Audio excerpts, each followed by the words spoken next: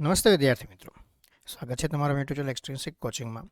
આજના વિડીયોમાં આપણે આઈસીટી ઓફિસર ક્લાસ 2ની જે એક્ઝામ છે કે જે જનરલ કોમ્પિટિટિવ એક્ઝામ છે, જેટલા પણ વિદ્યાર્થીઓ જનરલ એક્ઝામ આપી રહ્યા છે બધા જ માટે આ વિડીયો બનાવી રહ્યો છું. કેટલીક વાતોનું તમારે જે ખાસ ધ્યાન રાખવાનું છે એક્ઝામમાં એના ઉપર વાત કરીશ. તમારો બહુ જાજો સમય નહીં બગાડો, મને ખબર છે 2 દિવસ તમારી એક્ઝામ છે એટલે બહુ ઓછો સમય લઈશ, પણ આ વિડીયો જોશો તો તમને લાભ જરૂર થશે મિત્રો એક્ઝામમાં. તો વિડીયોને ફટાફટ લાઇક કરજો, ચેનલને સબસ્ક્રાઇબ કરજો અને તમારા જેટલા પણ મિત્રો એક્ઝામ આપી રહ્યા છે તે વિડીયોને શેર જરૂર કરજો મિત્રો. કુલ 100 ગુણની એક્ઝામ છે. હવે આ નોન ટેકનિકલની એક્ઝામ છે, તમારી પાસે 1 કલાકનો સમય છે એટલે ફક્ત ને ફક્ત 60 મિનિટ છે. તમને એમ થાય સાહેબ 60 મિનિટમાં 100 ગુણના સવાલો કેવી રીતે થાય, 100 ક્વેશ્ચન હશે, કેવી રીતે કરવા, આમાં વેઇટેજ કેવી રીતના હોય છે? તો જો એવરેજ 10-15 માર્કનું બધાનું વેઇટેજ હોય છે. ઇતિહાસ અને સંસ્કૃતિનું 10-15 માર્કનું પૂછાશે, રાજ્ય વ્યવસ્થા જે છે તમારું આ પોલિટી છે એમાંથી 10-15 માર્કનું પૂછાશે, બરાબર. તાર્કિક અને બૌદ્ધિક ક્ષમતા એટલે તમારું એપ્ટિટ્યૂડ અને રિઝનિંગ છે, આ જનરલી 10-15 માર્કનું હોય છે. જે એન્જિનિયર તમે જ્યારે એક્ઝામ અપિયર થઈ રહ્યા છો ત્યારે આ 15 માર્ક તમારી માટે બહુ રોકડા, 10-15 માર્ક જેટલું પણ પૂછાય. ઘણીવાર 10 માર્કનું પૂછાતું હોય છે, ઘણીવાર 15 માર્કનું પૂછાતું હોય છે, પણ આ 10-15 માર્ક તમારી માટે રોકડા માર્ક છે મિત્રો. આ માર્કને જવાનું દેતા અને તમારે કેટલો સ્કોર ટાર્ગેટ રાખવાનો છે એની પણ હું તમને આજના વિડીયોમાં વાત કરીશ મિત્રો, બરાબર છે. ભારત અને ગુજરાતનું અર્થતંત્રના પણ ઘણા બધા સવાલો સારા પૂછતા હોય છે, સ્ટેટમેન્ટ બેઝ ક્વેશ્ચન પણ પૂછતા હોય છે, તો એના પણ ધ્યાન રાખવાનું છે. ભૂગોળના અમુક સવાલો અઘરા હોય છે પણ અમુક 4-5 સવાલો સહેલા પણ હશે જે તમે આરામથી કરી શકશો. આના પણ 10-15 સવાલ પૂછશે. સાયન્સ એન્ડ ટેકનોલોજી, હવે તમે એન્જિનિયર છો તો સાયન્સ એન્ડ ટેકનોલોજીના પણ 4 થી 5 સવાલો એવા છે જે તમે ઇઝીલી આન્સર કરી શકશો. તો તમે જો આવી રીતે મિત્રો ટાર્ગેટ કરશો અને બાકી જે છે કરંટ અફેર જે છે એના 4 થી 4 સવાલ એવા છે તમે આરામથી કરી શકશો. તો ઓલમોસ્ટ આપણે જો ટાર્ગેટ કરીએ મિત્રો તો આપણે જે છે આ એક્ઝામમાં 30 થી 40 માર્કની વચ્ચે સ્કોર લાવવાનો ટાર્ગેટ કરવાનો છે. હવે મોટા ભાગના વિદ્યાર્થી મિત્રો એવા છે, મને ખબર છે, ટેકનિકલમાં સ્ટ્રોંગ હશે, નોન ટેકનિકલ બહુ સારું નહીં હોય, જે આ એક્ઝામની સારી તૈયારી કરીને એક્ઝામ આપતા હશે એમાં. તો એ લોકોને 30 થી 40 માર્ક લાવવાનો ટાર્ગેટ કરવાનો છે. 100માંથી 100 માર્ક તો લાવવા શક્ય જ નથી, કારણ કે તમે 100 ક્વેશ્ચન બરાબર વાંચી શકો તો પણ સારું છે, કારણ કે સમય એટલો બધો ઓછો હોય છે મિત્રો. અને એપ્ટિટ્યૂડ રિઝનિંગના ક્વેશ્ચન તમે કરશો તો એમાં ટાઈમ પણ લાગશે. 10-15 સવાલ તમે કરશો તો એમાં તમારી 15-20 મિનિટ કે 30 મિનિટ પણ જતી રહે કદાચ. તો એટલા માટે જે છે તમારે 30 થી 40 સ્કોર લાવવાનો ટાર્ગેટ કરવાનો છે, બહુ ખોટા નહીં કરવાના અને એકદમ ઓછો સ્કોર પણ ના થવો જોઈએ. જો મિત્રો 10 થી ઓછો સ્કોર થાય છે તો બહુ જ ઓછો સ્કોર છે, ટેકનિકલમાં કવર કરવા અઘરા થઈ જશે. એટલે એવરેજ આટલો સ્કોર કરવાની કોશિશ કરવાની. હવે 20 થી 30 વચ્ચે માર્ક આવે તો પણ ચાલે. અને જે વિદ્યાર્થીઓનું નોન ટેકનિકલ સ્ટ્રોંગ છે, જે વિદ્યાર્થીઓ ટેકનિકલમાં નબળા છે, એ લોકોએ 50+ લાવવાનો સ્કોર કરવાની મતલબ કોશિશ કરવાની છે મિત્રો, કારણ કે જો એટલો સ્કોર હશે તો તમે ટેકનિકલમાં 10-15 માર્ક ઓછા લાવશો તો પણ ચાલશે, બરાબર છે. બાકી આમાં એવરેજ હાઈએસ્ટ માર્કની જો વાત કરીએ તો હાઈએસ્ટ જે છે, જેટલો મારો એક્સપિરિયન્સ છે એના પરથી કહું છું, 50 થી 55 માર્કથી વધારે કોઈને આમાં માર્ક આવતા નથી હોતા મિત્રો. તો 40 ઉપર સ્કોર આવે તો એ બહુ સારો કહેવાય. 20 થી 30ની વચ્ચે સ્કોર આવે તો ટેકનિકલમાં તમારી પાસે હોપ છે. પણ જો એવું ન કરીને આવતા કે 10થી નીચે સ્કોર આવે કે નેગેટિવમાં સ્કોર આવે કે એક્ઝામ જ ન આપો, એવું પણ ન કરતા મિત્રો. જો ઘણા બધા મિત્રો એક્ઝામ નથી આપતા, આપણે નથી આવડતું એમ કરીને જો તમે એક્ઝામ નહીં આપો તો ટેકનિકલમાં અઘરું પડી જશે. ઘણીવાર ટેકનિકલમાં કોલ લેટર પણ નથી આવતા મિત્રો. એટલે એક્ઝામ આપવી ફરજિયાત છે, એક્ઝામમાં અપિયર થવું ફરજિયાત છે.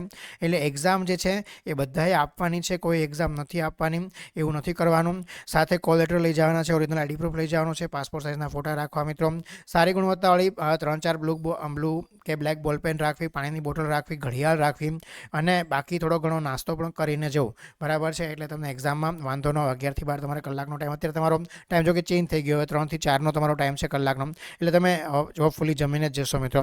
ટ્રાવેલ પ્લાનિંગ પણ એવું કરવું કે તમે મેક્સિમમ 1 વાગ્યા સુધીમાં સેન્ટરે પહોંચી જાઓ, જમીને જ જાઓ, જમીને સેન્ટરે પહોંચી જાઓ અને પછી બહાર વેઇટ કરો મિત્રો. એક વસ્તુનું ખાસ ધ્યાન રાખજો, સૌથી વધારે અગત્યની મારે તમને મિત્રો કહેવી છે કે ઈ ઓપ્શન માર્ક કરવાનું ભૂલતા નહીં. મોટા ભાગના વિદ્યાર્થી મિત્રો આ ભૂલ કરી દેતા હોય છે ને, નેગેટિવમાં માર્ક વહેંચતા હોય છે. ગમે એટલી સારી તમે ટેકનિકલમાં તૈયારી કરશો, તમારું ટેકનિકલ ગમે એટલું સ્ટ્રોંગ હશે, જો તમે આવડિયા નાની એવી ભૂલ કરી નાખી તો તમારી આ એક્ઝામ પતી ગઈ મિત્રો. ઈ ઓપ્શન માર્ક કરવાનું ભૂલવાનું નથી.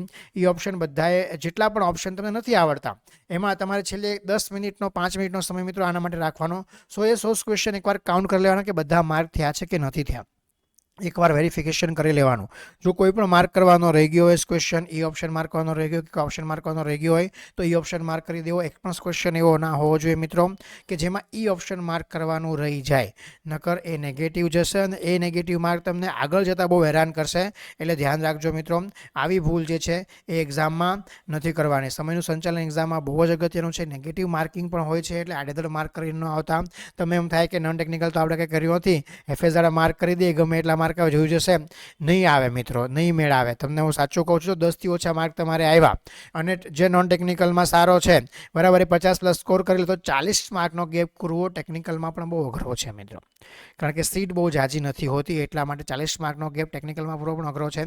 એટલે 30થી 40 માર્ક લાવવાનો ટાર્ગેટ રાખવાનો. એક એવરેજ મીડિયમ પેપરની વાત કરું છું, જો પછી પેપરના લેવલ પર પણ ડિપેન્ડ હોય છે, પણ હું તમને એક એવરેજ વાત કરી રહ્યો છું. જો આટલા માર્ક તમારે આવશે તો તમારે વાંધો નહીં આવે, બરાબર છે. અને છેલ્લી 10 મિનિટમાં OMR ભરવા બેસો આવું નહીં કરવાનું મિત્રો. ક્વેશ્ચન જોતા જવાના, માર્ક કરતા જવાના, સાથે સાથે OMR ભરતી જવાની, કારણ કે સમય જે છે ખૂબ જ ઓછો છે. એટલે આટલા ઓછા સમયમાં છેલ્લે તમે OMR માર્ક કરવાનું રહી ગયું તો પણ પ્રોબ્લેમ થશે. એટલે જો ઘણા લોકોને આવો પ્રોબ્લેમ થતો હોય છે કે 12 નંબરમાં બી ઓપ્શન માર્ક કરવાનો હોય ને 13 નંબરમાં માર્ક થઈ જાય બી, અને પછી ખબર પડે કે આ તો 12 નો હતો, તો પછી આમાં ડબલ માર્કિંગ નહીં કરવાનું. ડબલ માર્કિંગ કરશો તો આમ પણ તમારો જવાબ ખોટો જ પડવાનો છે. એટલે આ ઓપ્શન માર્ક કરવાનો કોઈ ફાયદો નથી. એક OMRમાં એક જ ક્વેશ્ચન માર્ક કરવાનો છે, મતલબ એક જ આન્સર માર્ક કરવાનો છે. ડબલ માર્કિંગ ન થવું જોઈએ, એ પણ ધ્યાન રાખજો. ઇન શોર્ટ મિત્રો એટલું ધ્યાન રાખજો કે ખોટા નેગેટિવમાં ન જાઓ. પોઝિટિવમાં 50 ઉપર માર્ક નહીં લાવો તો ચાલશે, પણ નેગેટિવમાં ખોટા ન જાઓ. તમારા માર્ક ટેકનિકલમાં પણ તમારી જે તૈયારી છે એના માર્ક નોન ટેકનિકલમાં ન કપાઈ જાય, એનું ખાસ ધ્યાન રાખજો મિત્રો. આવી ભૂલ ઘણા બધા વિદ્યાર્થી મિત્રો કરતા હોય છે, એટલે મને લાગ્યું કે આ વિડીયો બનાવવો જરૂરી છે મિત્રો. ઘણા બધા લોકોને એમ થતું હોય છે કે અમને ટેકનિકલ જ કર્યું છે, નોન ટેકનિકલ કર્યું જ નથી, તો પણ જેટલું આવડે તમે એક્ઝામમાં બેસો. જો મેસેજની મેં તમને કીધું એમ, તમને માર્ક પણ મેં ગણાવ્યા. તમે આવી રીતે 5 માર્ક તમે એક સબ્જેક્ટમાંથી સ્કોર કરશો ને તો પણ તમે 30-40 માર્ક એવરેજ સ્કોર, ગમે એવરેજ સ્ટુડન્ટ સ્કોર કરી શકે બેઝિક નોલેજથી પણ, બરાબર છે. એટલું તો બેઝિક નોલેજ તમને હોય જ, અને આટલો સ્કોર તમારે બસ કરવાનો છે, બીજું કાંઈ આમાં કરવાનું નથી મિત્રો. Welcome to my YouTube channel, Extrinsic Coaching. મારા આટલા વર્ષોના અનુભવ પરથી મિત્રો હું તમને ફટાફટ એક લિસ્ટ આપી રહ્યો છું. તમે યાદ રાખજો, આટલી ભૂલ ખાસ ના કરતા. પ્રશ્નના અંતે નોટ અથવા એક્સેપ્ટ લખેલું હોય, બરાબર છે, એ ન વાંચો, આવી ભૂલ ન કરતા. એ ખાસ વાંચજો અને પછી જવાબ આપજો.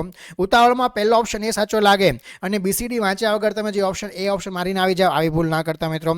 ઓલ ઓફ અબોવ જોઈને લલચાઈ જાવ અને ઓલ ઓફ અબોવ મારીને આવી જાવ, આવી ભૂલ ના કરતા. જો કે 90% કેસમાં સાચું હોય છે, પણ નેગેટિવ ના વધારે કરવું હોય તો એ ભૂલ ના કરતા મિત્રો. ગણિતના પ્રશ્નો મેં તમને હમણાં કીધું, તમને આવડતા હોય, તમે એન્જિનિયર છો, પણ ઈગો ઉપર નથી લેવાનું. એવું ન થવું જોઈએ કે એક એપ્ટિટ્યૂડનો ક્વેશ્ચન કરો, આપણે 10 મિનિટ બગાડી નાખીએ તો તમારો ક્વેશ્ચન ઉપર આમનામ પ્રો થઈ જશે. એટલે ઈગો ઉપર કોઈ પણ ક્વેશ્ચનને નથી લેવાનો મિત્રો, કોઈ પણ સબ્જેક્ટ નથી લેવાનો.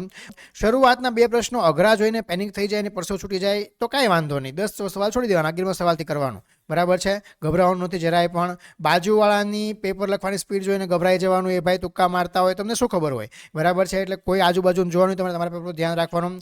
ખોટા જવાબ બદલવા માટે OMRમાં બ્લેડ મારવી કે વ્હાઇટનર મારવું, આવી ભૂલ ના કરતા મિત્રો. પરીક્ષા દરમિયાન પાણી પીવું ને ડિહાઇડ્રેટ થઈ જવું, આવું ના થવું જોઈએ, બરાબર છે.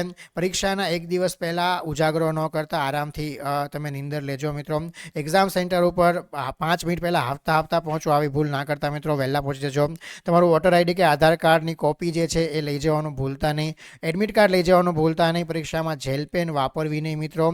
સાહેબ ફેલાઈ જશે તો OMR બગડશે, બરાબર છે. પેપર અઘરું લાગે તો મારા માટે જ અઘરું છે, આખા ગુજરાત માટે અઘરું હશે, મેરિટ નીચું જશે, આવું વિચારીને બહુ ગભરાવું નહીં ને ક્વેશ્ચન ન એટેમ્પ્ટ કરો એવું ન કરવું મિત્રો.